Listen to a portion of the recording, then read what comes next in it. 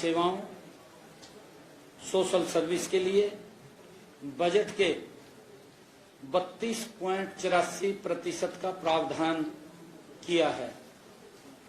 General सेवाओं में 15.37%, आर्थिक सेवाओं में 21.53% बजट रखा है। बजट का शेष 30.26% हिस्सा पुराने ऋण के मूलधन व ब्याज की अदायगी पर खर्च होगा। राजस्व घाटा, रेवेन्यू डेफिसिट राज्य की जीडीपी का 1.53% अनुमानित है। राजकोषीय घाटा, फिक्स्ड डेफिसिट राज्य की जीडीपी का 2.67% अनुमानित है, जो कि केंद्रीय वित्त की निर्धारित सीमा 3% से काफी कम है। राज्य की कुल डेबिट ऋण देनदारी 3,52,819 करोड़ संभावित है, जो कि राज्य की जीडीपी का 26.18% है, जो कि केंद्रीय वित्त आयोग की सीमा 32.5% से काफी कम है। हमारा जो राजकोषीय घाटा तथा कुल डेबिट एफआरबीएम एक्ट के प्रावधानों से काफी नीचे है। आज जो 2025-26 का बजट हरियाणा के जो लोगों के सुझावों के अनुरूप, जो उनके सुझाव, बहुमूल्य सुझाव हमारे पास आए हैं, जैसा हमने स्वयं जाकर के उनसे डायरेक्ट सुझाव आमंत्रित किए हैं या उन्होंने पोर्टल के ऊपर दिए हैं, हमने पूरा प्रयास किया है कि उनकी भावनाओं को, इसमें हर व्यक्ति की बात को समाहित करने का पूरा प्रयास इस बजट के अंदर हुआ है। मैं सभी को बहुत बहुत बधाई देता हूँ। राज्यपाल के अभिभाषण में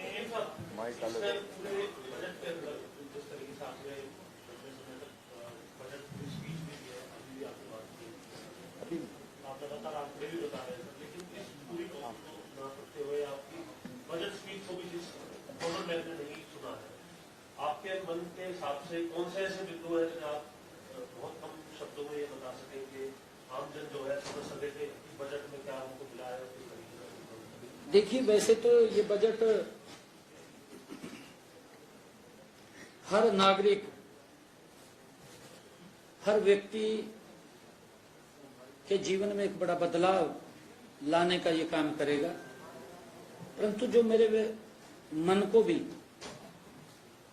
जो इस बजट को अगर हम देखें, हमने शिक्षा के ऊपर बड़ा जोर दिया है और हमने ये भी कहा है कि महीने में अधिकारी, जो फर्स्ट क्लास अधिकारी हैं, 2-3 घंटे वो स्कूल के अंदर लगाएंगे, बच्चों से बात करेंगे, क्लास भी लेंगे। हर विभाग का अधिकारी, एक बड़ा परिवर्तन, क्योंकि बच्चों को प्रेरणा भी मिलेगी। अधिकारी वहां जाएगा, उनसे बातचीत करेगा, बच्चा अधिकारी से बात करेगा। हर अधिकारी हमारा प्रदेश का स्कूलों के अंदर महीने में एक दिन 2 से 3 घंटे उसकी पूरी रचना योजना बनेगी, बना करके वो स्कूलों में जाएगा और जिससे कि बच्चों को उसका लाभ मिले। दूसरा, हमने जो स्वास्थ्य की दृष्टि से अगर एक नजर में हम देखें, हर जिला स्तर के ऊपर हमने हॉस्पिटल में हर वो सुविधा वहां उपलब्ध होगी जो आज नागरिकों की आवश्यकता है। हमने वहां पर, आपने देखा, उसके बजट को भी बढ़ाया है और बजट के साथ साथ हमने वहां पर इंफ्रास्ट्रक्चर को भी देने की बात अपने बजट में कही है। अगर तीसरा मैं इसके अंदर एक नजर के अंदर देखूं कि हमारे जो इंडस्ट्री एमएसएमई या जो कोई उद्योग था, जिन्होंने उद्योग लगा रखे थे, उनको सरकार की योजना का लाभ नहीं मिलता था। क्योंकि हम देखते थे कई बार किसी फैक्ट्री के अंदर कोई घटनाक्रम हो जाता था, तो जब उसको लाभ देने की बात होती थी तो पता चलता था कि ये तो रजिस्ट्रेशन ही नहीं है। तो हमने ऐसी सब उसके लिए एक पोर्टल की व्यवस्था की, इसको रजिस्ट्रेशन करेंगे और वो उसको जिस प्रकार से हमने आदरणीय मनोहर लाल जी ने अनऑथराइज कॉलोनियों को ऑथराइज करने का एक अभियान चलाया था, अब हम इन अनऑथराइज एमएसएमई और इंडस्ट्री के लोगों को ऑथराइज करने का ये अभियान चलेगा। इसका बड़ा लाभ उनको मिलेगा और मुझे ये भी खुशी है कि हमने इसके साथ जो हरियाणा प्रदेश के अंदर 50% की आबादी महिलाओं की है, उसके लिए जो हमारे विपक्षी दल भी बड़े प्रखरता से इस बात को उन्होंने महामहिम राज्यपाल महोदय के अभिभाषण में उठाया है, कहीं तो क्वेश्चन भी लगे। हमने कहा कि हम इसका प्रावधान कर रहे हैं। अभी हमने इसकी विंडो खोली, इसके बजट का प्रावधान किया है 5,000 करोड़ रुपए का, और उसकी सारी रचना योजना बनेगी। इसको रचना योजना बना करके कैबिनेट के अंदर ला करके इसकी पूरी एक प्रक्रिया बना करके हमारी सरकार की सोच है कि हमने जो कहा है यही तो मोदी की गारंटी है। मोदी की गारंटी यही है, कांग्रेस की गारंटी में कुछ नहीं है, खाली है। नहीं, देखिए इसी साल हमारा जल्दी से जल्दी है इसको, परंतु फिर भी क्योंकि रजिस्ट्रेशन भी होगा, उसका वेरीफाई भी होगा, उसका एक क्राइटेरिया भी बनेगा। क्राइटेरिया के अंदर हम चाहते हैं कि गरीब व्यक्ति तक डायरेक्ट उसके पास, महिला के पास पैसा पहुंचे। ये व्यवस्था हमने खड़ी करनी है और उसको लेकर के हमने आज बजट का प्रावधान किया है। इसका बड़ा लाभ हमारे प्रदेश की गरीब बहनों को वो मिलेगा।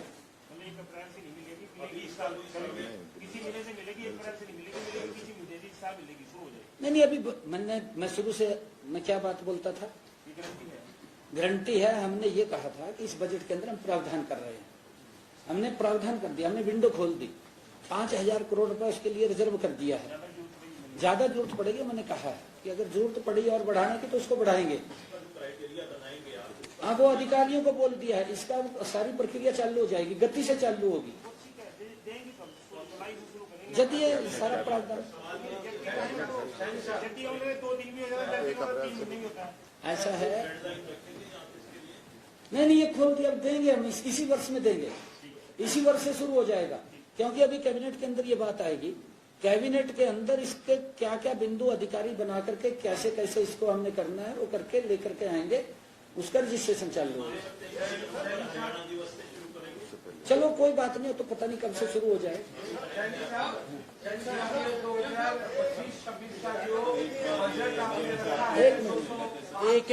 एक मिनट एक करके बोलेंगे तो मैं आपको एक और बात बता देता हूँ।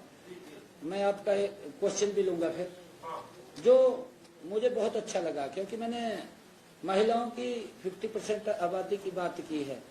लगातार हमारी ये डबल इंजन और ट्रिपल इंजन की सरकार महिलाओं को लगातार सशक्त करने का काम कर रही है, हर क्षेत्र में कर रही है, आप देख भी रहे हैं। उनको किसी प्रकार की असुविधा न हो, उसको लेकर के भी हमारी सरकार तत्परता से काम कर रही है। हमने महिला चौपालों के लिए, जो हमारे पास महिलाओं की मांग आई कि आप वो चौपाल तो गांव में बना देते थे हैं, परंतु हमारे लिए कहीं चौपाल बैठने का स्थान नहीं है। हमने ये निर्णय किया है कि प्रथम चरण में हरियाणा प्रदेश के 754 गांवों में वो हमने चिन्हित किया है कि वहां पर महिला चौपाल पूरे हरियाणा प्रदेश में बनेगी, परंतु प्रथम चरण में 754 गांवों को हमने चिन्हित करके उनमें महिला चौपाल बनाने का निर्णय किया है। और मुझे ये भी बताते हुए कि लड़कियों के लिए किशोरी योजना जिसकी चर्चा की है, सभी 22 जिलों में लागू की जाएगी। और हरियाणा को भविष्य सक्षम युवाओं के लिए बनाने के लिए डिपार्टमेंट ऑफ फ्यूचर, ये इतना बड़ा विषय है कि आज से 20 वर्ष के बाद क्या होना है, क्योंकि पब्लिक लोग पॉपुलेशन बहुत ज्यादा गति में बढ़ रही है। हमारा जो डिपार्टमेंट ऑफ फ्यूचर, हमारी ये सोच है कि आने वाले 20 वर्षों में अगर इतनी आबादी होती है तो लोगों को असुविधा ना हो, इसके ऊपर विचार करेंगे। सुझाव भी देगी सरकार को कि यहाँ पर ये आप करिए, यहाँ पर ये करिए, यहाँ पर ये दिक्कत है, ये कमी है, इसको पूरा करिए। इसके नाम से एक विभाग हम बनाएंगे, ये भी निर्णय हमने किया है। हरियाणा एआई मिशन की स्थापना करेंगे। आजकल क्योंकि मीडिया, सोशल मीडिया का जो जमाना है, इसके अंदर हरियाणा एआई मिशन की हम स्थापना करेंगे और हरियाणा के कर्मचारियों को यूपीएस का लाभ दिया जाएगा, जिसकी पेंशन का, जिसकी मैंने बात कही है। और खेल नर्सरियों की संख्या 2000 की जाएगी, जो पहले 1500 वो थी। इस बजट के अंदर हमने बहुत सारे ऐसे विषय जो हमारे संकल्प पत्र में भी हमने कहे थे, वो भी बहुत सारे विषय हमने इस बजट के अंदर पूरे किए हैं, जिनको हम पूरा करेंगे कहा है। और एक बहुत बड़ी योजना जो हमारे खिलाड़ी हैं, जो राष्ट्रीय अंतर्राष्ट्रीय स्तर के ऊपर जो खिलाड़ी अपनी प्रतिभा को दिखाते हैं, खिलाड़ी बीमा योजना लागू की है, कोई दिक्कत परेशानी ना हो। और एक मेरे बहुत ही दिल को छूने वाला जो हमने कहा है कि युवाओं को नशे से बचाना है, उसके लिए अलग मैंने नशे की रोकथाम के लिए फास्ट ट्रैक न्यायालयों की स्थापना की जाएगी, जिससे हमारा युवा नशे की तरफ न जाए। उसके लिए हमने अलग से बड़े उन युवाओं को कहा है और उसके अंदर हमने प्रावधान भी किए हैं। सीएम साहब स्टार्टअप के लिए आपने फंड और फंड्स का प्रस्ताव किया, तो उसमें वो क्या रूपरेखा होगी, कौन कंट्रीब्यूट करेगा, क्या प्राइवेट पार्टी की निवेशक करेंगे? ये बिल्कुल इसके अंदर लिखा है, हम इसकी पूरी रचना योजना बना रहे हैं, इसमें बिल्कुल लिखा है तो आप उसके अंदर देखिए, क्योंकि इसकी रचना योजना पूरी बन रही है। जो 30 लाख करोड़ का जो कर्ज है हरियाणा के ऊपर, जो भी प्रस्तावित क्या